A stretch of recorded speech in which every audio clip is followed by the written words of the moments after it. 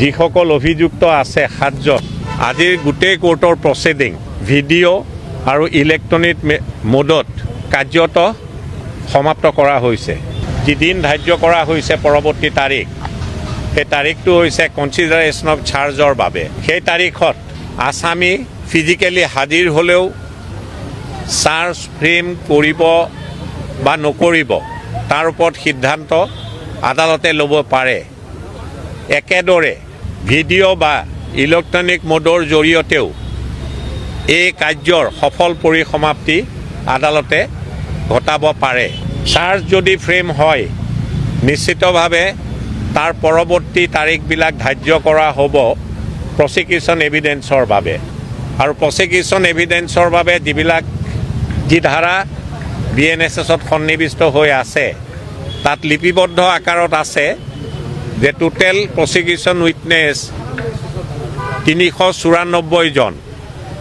এই 394 জন আপোনাৰ যি প্ৰশ্ন আছিলে যে তেখেতক ফিজিকেলি আদালতত হাজিৰ থাকিব লাগিব নে নাই, BNSSৰ 254 ধাৰাত লিপিবদ্ধ আকাৰত আছে যে প্ৰচিকিউশ্যন উইটনেছ আদালতত সুশৰীৰে হাজিৰ নোহোৱাকৈও বা ইলেক্ট্ৰনিক বা ভিডিঅ' কনফাৰেন্সিং মোডেৰে তেখেতসকলৰ সাক্ষ্যদান আদালতে গ্ৰহণ কৰিব পাৰিব। আজি যি কাৰ্যক্ৰমণিকা আদালতত মজিয়াত সম্পূৰ্ণ হৈছে তাৰ ওপৰত যি তাৰিখ ধাৰ্য কৰিছে মোৰ বন্ধু অপূৰ্ব শৰ্মাই আপোনালোকক ইতিমধ্যে জ্ঞাত কৰিছে। আন বিষয়বস্তুৰ ওপৰত আজিৰ তাৰিখত আদালতৰ কাৰ্যক্ৰমণিকাৰ বাহিৰত বক্তব্য ৰখাটো সমীচীন নহ'ব। ইমানেই, ধন্যবাদ। যিসকল অভিযুক্ত আছে 7জন আজিৰ গোটেই কোৰ্টৰ প্ৰচিডিং ভিডিঅ' আৰু ইলেক্ট্ৰনিক মোডত কাৰ্যত সমাপ্ত কৰা হৈছে।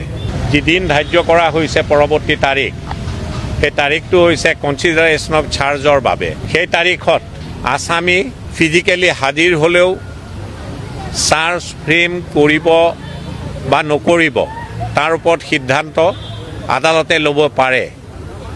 একেদৰে ভিডিঅ' বা ইলেক্ট্ৰনিক মোডৰ জৰিয়তেও এই কাৰ্যৰ সফল পৰিসমাপ্তি আদালতে ঘটাব পাৰে।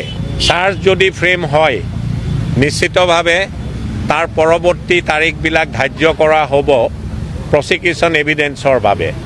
আৰু প্ৰচিকিউশ্যন এভিডেন্সৰ বাবে যি ধাৰা BNSSত সন্নিৱিষ্ট হৈ আছে তাত লিপিবদ্ধ আকাৰত আছে যে টোটেল প্ৰচিকিউশ্যন উইটনেছ 394 জন। এই 394 জন আপোনাৰ যি প্ৰশ্ন আছিলে যে তেখেতক ফিজিকেলি আদালতত হাজিৰ থাকিব লাগিব নে নাই, BNSSৰ 254 ধাৰাত লিপিবদ্ধ আকাৰত আছে যে প্ৰচিকিউশ্যন উইটনেছ আদালতত সুশৰীৰে হাজিৰ নোহোৱাকৈও বা ইলেক্ট্ৰনিক বা ভিডিঅ' কনফাৰেন্সিং মোডেৰে তেখেতসকলৰ সাক্ষ্যদান আদালতে গ্ৰহণ কৰিব পাৰিব।